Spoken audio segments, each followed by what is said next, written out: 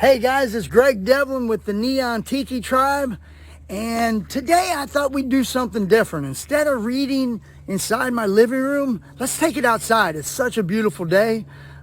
Today is Tuesday, April 21st of 2020, and we thought it'd be a great day to do a little book reading outside. Now keep in mind, you could hear a plane go by, or you might even hear or see a FedEx truck or UPS truck. That goes with the territory, man. Anytime you're outside, you're at the mercy of the elements. So with that said, let's set up. I'll set my tripod up kind of in this direction here, and let's do some book reading. So the book we'll read today is Dog Rescue Mission. It's a story about a boy who loses the family dog, and he makes a mistake. He should have told his parents the truth. Told him he lost the dog, but he didn't want to get in trouble. So let's see what happens. Dog Rescue Mission. This is Sniff Sniff, by the way, and they're looking for a dog named Charlie. You can see the paw prints in the background here, and Moa the Great holding his collar. Dog Rescue Mission. Remember, in all Neon Tiki Tribe books, we got Zeke's the leader, Dar's the fastest, Moa's the strongest, and Tia's the smartest. We have Greg, who's a medallion keeper, and Sniff Sniff, his dog. Tia, Moa, Greg, and Sniff Sniff were headed to the beach to meet Dar and Zeke. On their way, they saw a boy walking down the street, holding a dog leash, but with no dog. "Hey, Jimmy," Greg said. "Oh, hi, Greg." "Hi, Tikis," Jimmy said sadly. "What's wrong, Jimmy? Where's your dog Charlie?" Greg asked. "I can't find him," Jimmy said. "Mom and Dad told me to close the gate, but I forgot, and he ran away." "Oh no, are your parents helping you find him?" Greg asked. "That's another problem. I kind of lied to my parents.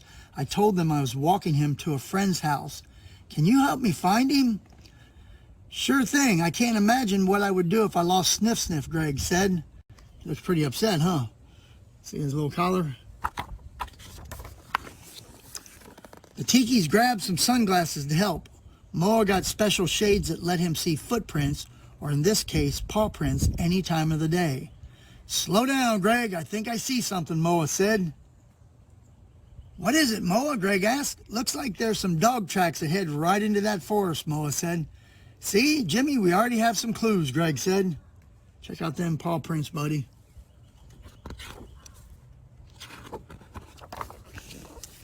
"Charlie! Charlie!" Everybody's searching for him. The gang jumped out and followed the tracks to a small river. "That's weird," Moa said. "His trail seems to end right here near the water." "Hey, everybody, look what I found on the ground," Greg shouted.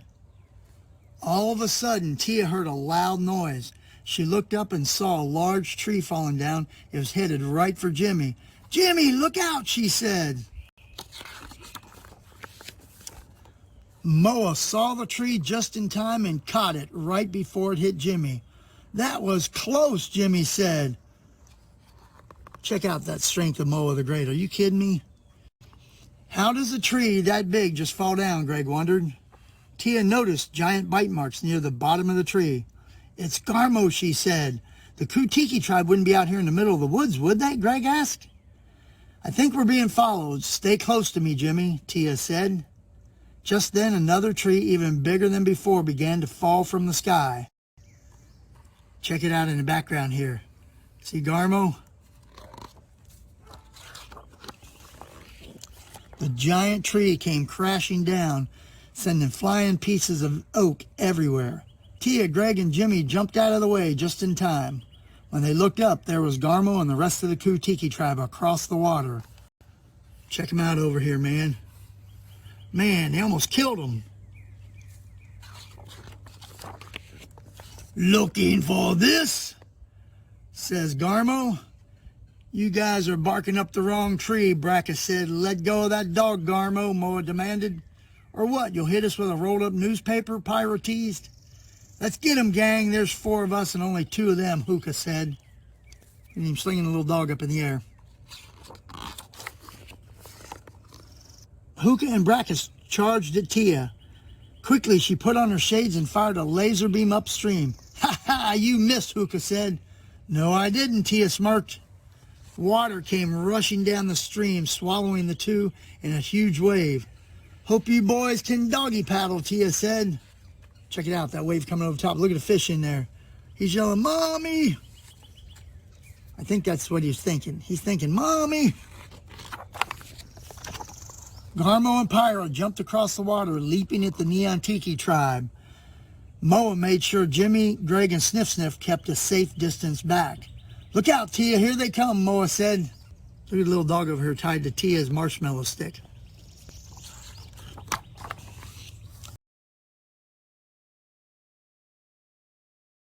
Whoa, check this out, man.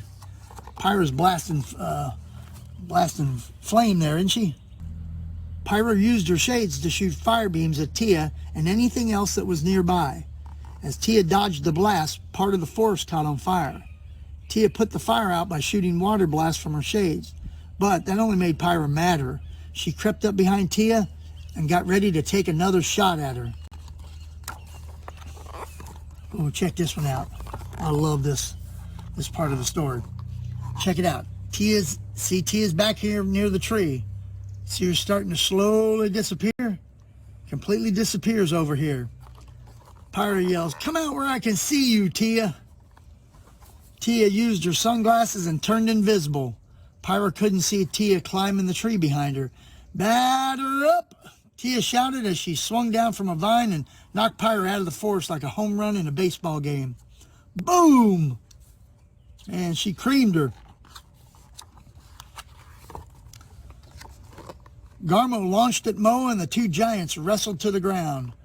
Garmo jumped on Moa, tried to bite his head, and drooled all over Moa's face. Dude, brush your teeth. Your breath smells like rotten eggs, Moa said.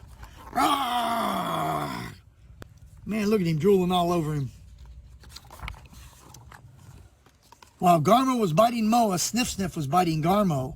He distracted the towering Tiki Goon, just enough for Moa to grab Garmo by the horns. Moa lifted him up, spun him around, and tossed him out of the forest. Check out Sniff Sniff down here, biting on the bottom of him. You're all bark and no bite, Garmo. Smell you later. Slung him way out there in the water. Jimmy untied Charlie and gave him a big squeeze. Charlie was so happy he drooled all over Jimmy's face. Maybe you should name him Garmo, Moa joked. Thank you, Tiki, so much, Jimmy said. Look at his little puppy licking his face. The Tikis took Jimmy and Charlie home. Boy, you really taught those guys a lesson, Jimmy said. I think there's a bigger lesson to be learned today, Moa said. Like what, Jimmy asked. That you should never lie to your parents no matter what. Even if it gets me in trouble, Jimmy asked. Yep, it's always better to tell the truth, Tia answered.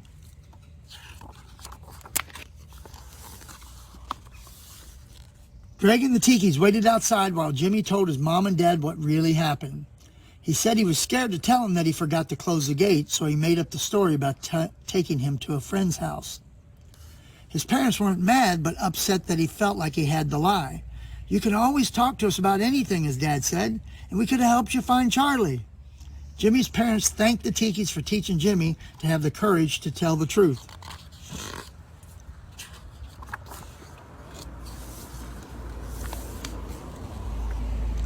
As Greg and the Tikis got home, they noticed Zeke and Dar were outside waiting for them. What happened to you guys? Zeke said. Oh, we were just on a dog walk, Greg said. You missed the strangest thing, Zeke said. We were at the beach and a couple of Ku Tiki tribe members washed up on the shore. They looked like they were wiped out. I'm sure they were dog tired, Greg said. That is the end of Dog Rescue Mission. So, what a great book, right? What a great message. We should always tell the truth. Always. No matter what the problem is. Always tell the truth. Remember, every single book in the Neon Tiki Tribe series, there are 13 of them. If you go to neontikitribe.com, when you get there, you'll see any of these books. As you see them, right below them is two links. A yellow one would take you to the book if you wanted to purchase it on Amazon. But more importantly for today's message is right below every single book is a green link. And the green link takes you to the free book readings on all these stories. So this is one way that we can tell our friends and family who might be in other towns and other cities across the nation how they can get to the Neon Tiki Tribe. Also, when you're at the website, if you look up at the top right corner of the website, there's a link that says coloring pages. If you click on it and open it up, it will have coloring pages of all the tiki characters, the good guys, the bad guys, I should say the good tikis, the bad tikis, Sniff Sniff, Sam Selfish, Greg. There's a lot of characters in there that you can color. There's mazes in there. There's word finds in there. So there's a lot of fun stuff to do. So, hey, if you like what the Neon Tiki Tribe's all about, make sure to tell your friends and family. And we'd love to hear your feedback. Let us know what you think. Thanks so much for hanging out with us today. Go away, Chunky. Chunky wants to read the book. He actually wants to eat the book. He just wants to eat it. He wants to read it and he wants to eat it. Go away, Chunky. Go away, Chunky. Oh, he already has the complex. Hey, Chunky. Chunky, go away. Go away. Ooh, how many mice do you see? He don't know, he just wants to eat them. Go away, Chunky. Go away, Chunky. Get away from her. Oh, Get away from the book, Chunky.